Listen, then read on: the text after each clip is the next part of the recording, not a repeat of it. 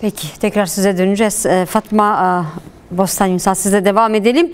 Eren Keskin Kürdistan boyutuyla değindi. Belki siz hem aynı konuya ilişkin atılması gereken ilk elden adımlar, aynı zamanda bu adımların toplumsal barış açısından taşıdığı anlam nedir? Türkiye cephesinden bunu nasıl değerlendirmek lazım? Eren Hanım çok haklı. Şöyle, Türkiye'nin zaten kendisinin uymakla taahhüt ettiği hususlar, işte Avrupa İnsan Hakları Mahkemesi'nin kararlarına uymak gibi, kendi Anayasa Mahkemesi kararlarına uymak gibi, bunlar zaten olması gereken bir husus. Yani devlet kendisinin kendi kurumları içinde, özellikle Anayasa Mahkemesi, Avrupa İnsan Hakları Mahkemesi de bu zamana kadar öyle bir sorun yoktu, dile getirilmiyordu. Gerçekten aslında ne kadar da hukuk devletinden geriye gittiğimizin aşikar bir delili gösteriyor. Yani zaten yapılması gerekeni biz talep olarak dile getiriyoruz. Yeni bir şey değil bu. Bu tabii ki dile getirmeye devam edeceğiz. Çünkü uygulanmıyor Avrupa İnsan Hakları Mahkemesi kararları. Pek çok kişi kendileri hakkında olumlu Avrupa İnsan Hakları Mahkemesi kararı varken veya Anayasa Mahkemesi kararı varken uygulanmıyor. İşte bir milletvekili kendi görevini yapamıyor ve halen cezaevinde. Yani 200-300 yıl önce kişi hakkında uygun bir mahkeme neticesi, hüküm verilmeden kimsenin cezaevine alınmayacağı şekilde işte o hukuk, o kanun, ilke ihlal edilmiş durumda günümüzde. Yani bu yüzden ne kadar da geriye düştüğümüzü ifade ediyor. Avrupa İnsan Hakları Mahkemesi kararına uyum demek. Zaten var olan kurallara uygulayın demek, ama uyulmadığı için elbette ki biz bunu dile getiriyoruz. Bir de terörle mücadele kanunundaki terör maddesinin şiddetle ilişkilendirilmediği için en sıradan hususların bile terörle yargılandığını görüyoruz. İşte herhangi bir basın açıklaması, herhangi bir veya işte bir bankaya hesap açılması, bazı hususlar, yani sıradan uygulamalar, suç oluşturmayan uygulamaların terörle ilişkilendirilip ağır cezalara, tutuklu yargılanma ve ağır cezalara mahkum edilmesi. Tabii bunlar değiştirilmesi gerekiyor. Terör mücadele kanunun değiştirilmesi gerekiyor ve belki de aslında kaldırılması gerekiyor madem Türkiye bu barış sürecine girdiği için. O yüzden ben ikiye ayırmak gerektiğini düşünüyorum. Hani bir devletin pozitif olarak adım atması gerekiyor, bazı hukuki düzenlemeler. Bir de zaten var olan düzenlemeler uygulansa sorunların büyük oranda çözüleceği hususları uygulamak. Tabii ki bunu dile getiriyoruz, ama gerçekten artık bunları dile getirmeyecek bir zemin oluşması lazım. Çünkü ne kadar da hukuk devleti açısından geride olduğumuzu göstermiş oluyor. Artık buradan çıkmamız gerekiyor bence. Bu yüzden Eren Hanım'a katılıyorum. Genel Türkiye çerçevesinde de sorunlar aynı, çözümler de aynı. Peki tabii burada sivil toplumunda önemli bir rolü ve misyonu var. İstanbul'daki konferansla devam edelim. Fatma arkadaş, dilerseniz. Barış'ın yolunu açmak konferansıydı. Önemli bir isim aslında. Konferansın temel amacını da belki ortaya koyuyor. Bu süreçte çok sayıda aydın, hukukçu, insan hakları aktivisti bir araya geldi. Hem yasal hem anayasal boyutta neler yapılması gerekeni konuştular. Neler söylemek istersiniz? Şimdi tabii anayasaya dönük de belirli eleştiriler var. Türkiye'nin bugün geldiği nokta olarak anayasada bazı maddeler, özellikle de diğer etnik kimlikler, Kürtler sadece değil ve diğer inanç kimliklerini dışlayan ibareler var. Neler söyleyeceksiniz? Konferansta yürütülen tartışmalarda daha çok neyin üzerinde duruldu? Hangi değişiklikler yapılması gerektiği ifade edildi? Buyurun. Evet. Toplantıda sadece değişikliklerle ilgili öneriler yoktu. Bu kısım sadece 3. kısımdı. Aslında Eren Hanım da bahsettiği, yani bu süreç barış sürecine girildi ama hiç içeriğinde hiçbir şey yok. Sadece terörsüz Türkiye dendi. Mesela özellikle bir önceki barış sürecini dikkate aldığımızda hiç olmazsa analar ağlamasın diye bir şey vardı. Yani hani terör yok, tamam, bitti mi o zaman? Herhangi bir sorun yok mu? Yapılacak bir şey yok mu? Soruları tabii ki ortaya çıkıyor. Bu yüzden de bu konuyla ilgili biraz düşünmesi gerekiyor. Yani bu çatışmalı ortam neden oldu? Ne gibi sorunlara yol açtı? Artık barış sürecine girdiğimiz zaman neler yapmalıyız? Birbiriyle ilişkili olan üç soru çok önemliydi ve işte benim de moderatör olduğum birinci oturumda e, bu, e, terörün nedenlerinin ortaya çıkartılması ve bunların bunlara çözümlerin olması gerektiği ifade edildi. Hem de Bülent Arınç tarafından bu söylendi. Veya Hikmet Çetin işte bir eski meclis başkanı da yapmış bürokrat ve siyasetçi. O da Diyarbakır cezaevinden bahsetti. Yani tamam bir durum var ama bunun sebeplerin ortaya çıkması ve bilinmesi lazım ki barış sürecini de genel olarak toplum sahiplenebilsin. Çünkü bu zamana kadar tek yönlü bir propagandaya tabi tutuldu. İşte bebek katili gruplar Türkiye'yi terör istediler diye söyleniyor. Bunların sebepleri mesela Diyarbakır cezaevinin artık bütün Türkiye toplumu tarafından bilinmesi lazım. Arkadaki sebepleri bilinmesi lazım. Tekçi politikalar bilinmesi lazım. Yine birinci oturumda Çerkez bir arkadaşımız ve Alevi bir arkadaşımız bu tekçi politikalar nedeniyle işte Çerkezceyi konuşması yasaklanan ve bu yüzden de Çerkezceyi bilmeyen bir arkadaşımız son derece duygusal ve empati uyandıran salonda bir konuşma yaptı. Veya Türkiye'nin tekçi politikaları nedeniyle son derece büyük zararlara uğrayan can kaybı dahil işte Maraş katliamı gibi o arkadaşımız da bu tekçi politikaların başka kesimleri de nasıl zarara uğrattığını ifade ediyor. O yüzden biz barış sürecini anlatıyorsak bunların da ifade edilmesi gerekiyor. Bu tekçi politikaların nasıl zarara yol açtığı işte UNESCO'nun yok olmakta olan diller arasında Türkiye'de çok fazla dilin bu listeye girdiğini UNESCO'dan daha çok Türkiye üzülmeli değil mi? Yani kendi milli zenginliği bu. İşte Çerkezi olsun, diğer diller olsun. Yani, niye UNESCO bunu dert etsin? Yani bizim dert etmemiz gerekiyor. Bu uygulamalar nedeniyle hem vatandaşlarımız acı çekiyor, büyük bir yoksulluk içindeler. Yani kendi dilini konuşamama sadece yasaklanma değil. Bu yasağa aykırı hareket ettiğinizde karşılaştığınız büyük cezalar nedeniyle büyük bir travmatik bir deneyim olmuş oluyor. Ana dilini konuşamamak diye bilememek şu anda da.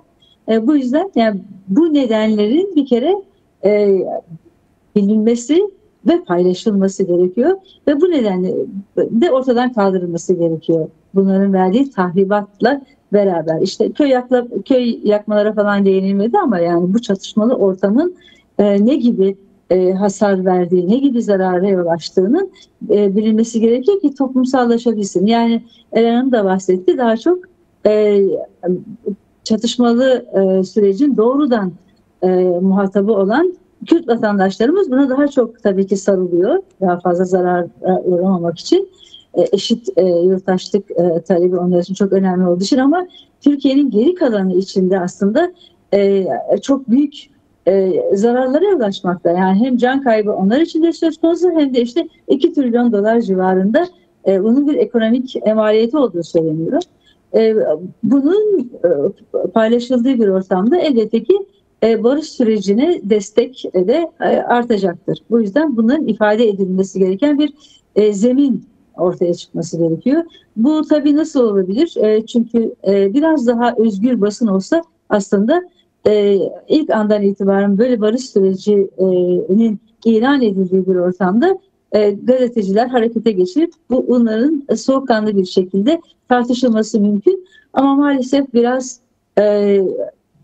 basında denge çok sermaye temerküzü nedeniyle ve yandaşlık çerçevesinde geliştiği için yani o şekilde çok fazla işaretlere bakan bir medya oluştu. İktidarın işaretlerine bakan bir medya oluştu ve nedense bilinmez bu ana akım medya diyebileceğimiz zeminlerde bu konu konuşulmuyor. Bu şekilde konuşulmuyor. Yani bütün Türkiye'yi zarara uğratan bir süreçten geçiyoruz ve şimdi bu süreci artık bitirme durumundayız şeklinde bir şekilde tartışılmıyor bu konular. O yüzden bize kalıyor hem yöneticilere ne yapılması gerektiğini söyleyen işte bizim gibi sivil toplum kuruluşlarına katılıyor ve genel olarak da Türkiye'de sivil toplum güçlü değil. İşte biz üniversiteye ilk geldiğimizde hemen 12 Eylül'ün ertesiydi. Hep şöyle söyleniyordu. Niye Türkiye'de darbeler oluyor? Niye demokrasi oturmuyor? İşte verilen cevap sivil toplumun zayıflığıydı. Bu yüzden yani elbette ki sivil toplum kendi üzerine düşeni yapacak ama genel olarak zayıflığı nedeniyle Türkiye'de siyasetin sürekli alana girmesi gerekiyor. Çünkü siyaset birden onu son çözüm sürecinde de gördük. Yani siyaset barış alanını bir adım attığında herkesin ne kadar daha rahat konuşabildiği ve bir zemin açıldığını gördük. O yüzden siyaset bir adım attığında toplumdaki gelişmesi belki 100 oluyor. Sivil toplumun katkısı daha bir gidiyor diyebiliriz. Yani o yüzden de biz sürekli siyasetin bu alandaki etkisini bildiğimiz için siyasetin daha hızlı adım atması gerektiği yönünde onları zorlayacağız tabii ki. Dediğiniz gibi yani diğer idari gelişmeler, idarenin yapacağı ve anayasal değişmeler de mümkün. Ama çok büyük böyle anayasa değişikliği şeklinde yapmamıza gerek yok. Dediğimiz gibi bazıları için hiçbir değişiklik olmadan aslında sorunların büyük bir kısmı halledilebilir. Bunun farkında olarak yapalım. Diğeri de daha bir sorun üreten birkaç madde var. O birkaç maddeyi de çabucak anlaşma çerçevesinde çabucak yasal nitelik kazanabilir. O yüzden bunu büyütmemek lazım. Çünkü genelde anayasa değişikliği dediğimde gerçekten de bu iş büyütülüyor ve hiç yapılamayacak hale geliyor. Sorun üreten maddeler birkaç madde ve hatta sadece iktidarın da değil, yani hatta Serap Hanım onu söylemişti. 3-4 maddeyi sıralamıştı ve muhalefet bunu getirsin. Hani iktidar da buna mecbur olacaktır ve daha alan açılacaktır diye söylemişti. Yani çok büyük değişikliklerin yapılmasına gerek yok bu meselenin halli için. O yüzden daha rahat bir şekilde bu süreç ilerleyebilir. Sivil toplum, az önce konuştuk, İstanbul'da gerçekleştirilen konferans, Ahmet'te gerçekleştirilen konferans gerçekten çok önemli ilklerdi. Eminim ki sürece de önemli katkıları olacak. Sivil toplum örgütlerine hangi sorumluluklar düşüyor bu süreçte? Buyurun. Sivil toplumun rolüne değinmeden önce bir önceki soruda eksik bıraktığım hususları tamamlamak isterim. Ne gibi değişiklikler yapılacak? Gerçekten aslında hiç olmaması gereken hususları biz dile getiriyoruz. Aslında yaptığımız zahit bir iş yani.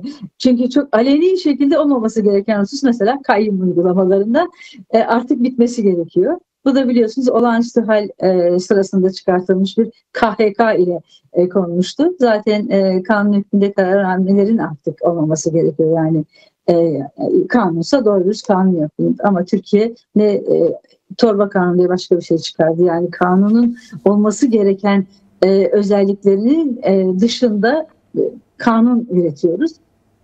Ne kararnamede öyle o dönemde çıkartılmış kayyum uygulamasının bugün ne kadar da genişlediğini ve işte bugün birinci partiyi tehdit eder hale geldiğini bütün bir Türkiye olarak anlamış bulunuyoruz. Yani kayyum uygulamalarının da hemen sonlandırılması gerekiyor.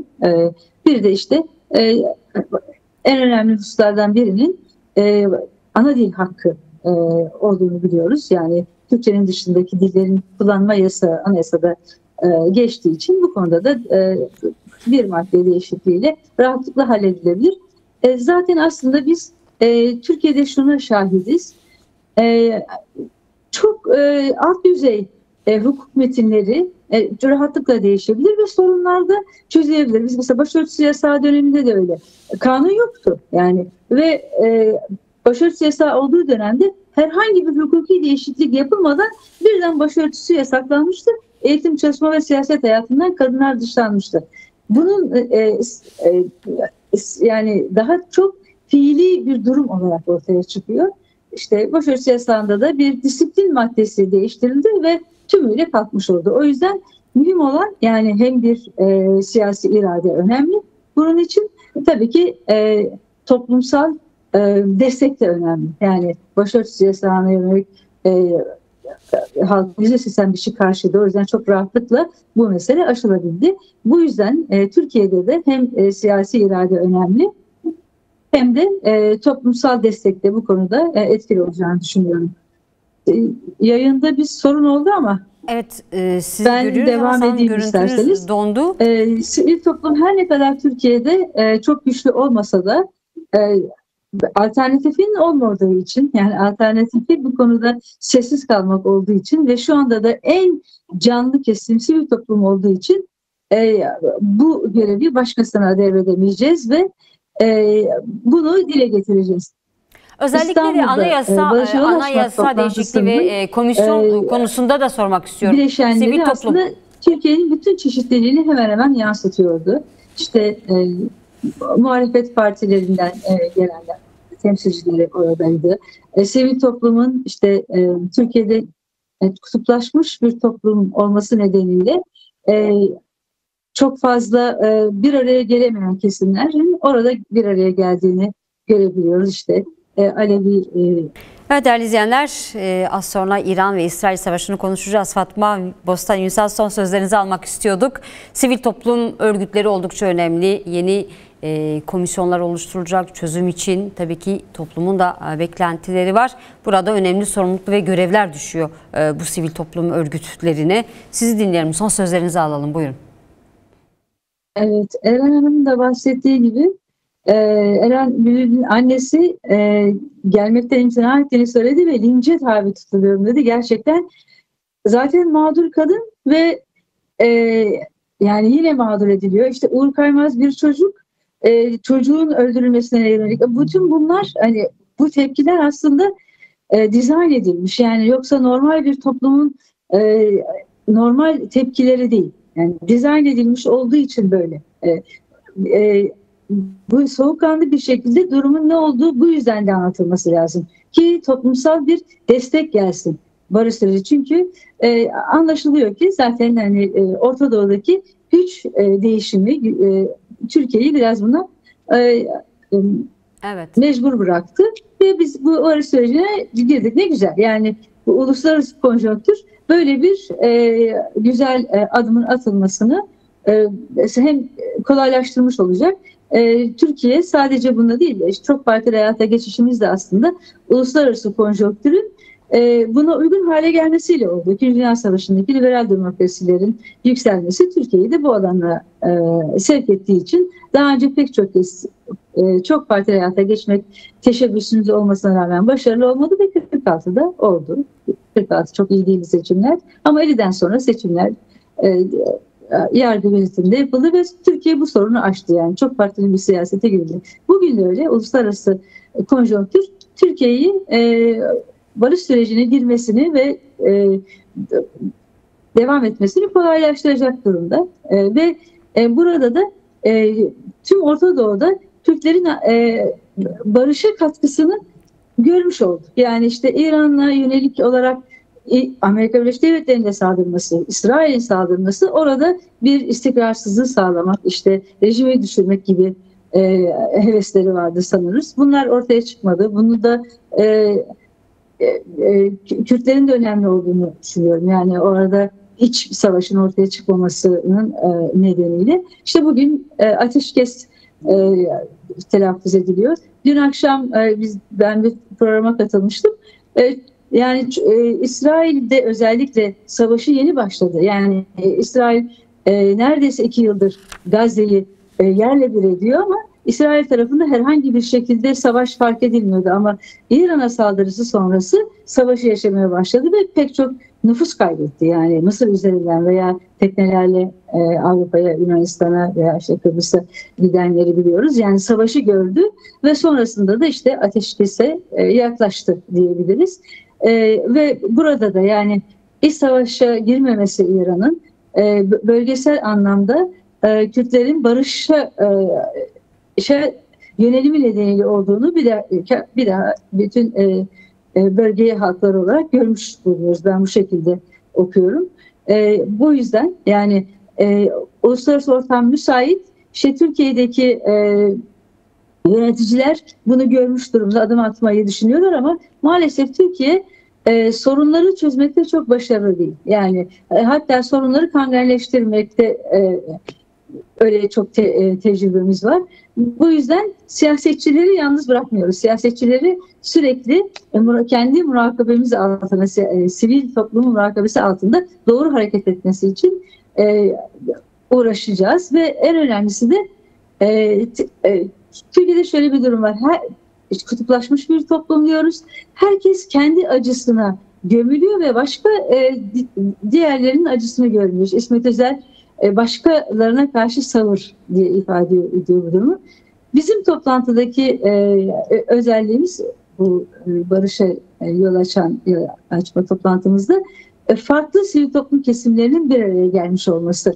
Bunu devam ettirebilirse, hatta genişleyebilir, devam ettirebilirse siyasete de yol göstereceği bu konuda ve toplumsal talebi de inşa edeceğini söyleyebiliriz. Yani sivil toplum tamam zayıf, çok belirleyici değil ama bir araya gelirse ve belirli konularda tek bir ses olarak çıkarsa siyaset asla bunu görmezden gelemez. Yani belki biliyorsunuz bayram sırasında çok yüksek trafik cezaları söz konusuydu. Halk gerçekten buna karşı çıktı ve hemen trafik komisyonu kurulduğunu söylemişti. Düşünün yani insan hayatında trafik cezası nedir ki? Bir 5.000 lira, bir 10.000 lira değil mi? Yani evet. Bunun için siyaset harekete geçebiliyor. Ama canlarımızı vermişiz biz yani ve en sonunda hukuk devletinden ne kadar geriye düşmüşüz. Hukuk devletinden bu kadar geriye düşmüşümüzün esas sebebi de aslında çalışmalı ortam. Yani çalışmalı ortam hemen beka söylemiyle kendine destek bulabildiği için bu derece hukuk devletinden uzaklaşabilmişiz. Bu yüzden yani eğer toplum bu konuyu sahiplenirse siyaset asla görmezden gelemez. Bu yüzden bize çok görev düşüyor. Bütün sivil toplum kesimlerinin bu konuyu, bu önemli dikkate alması sahiplenmesi gerekiyor. Peki çok teşekkür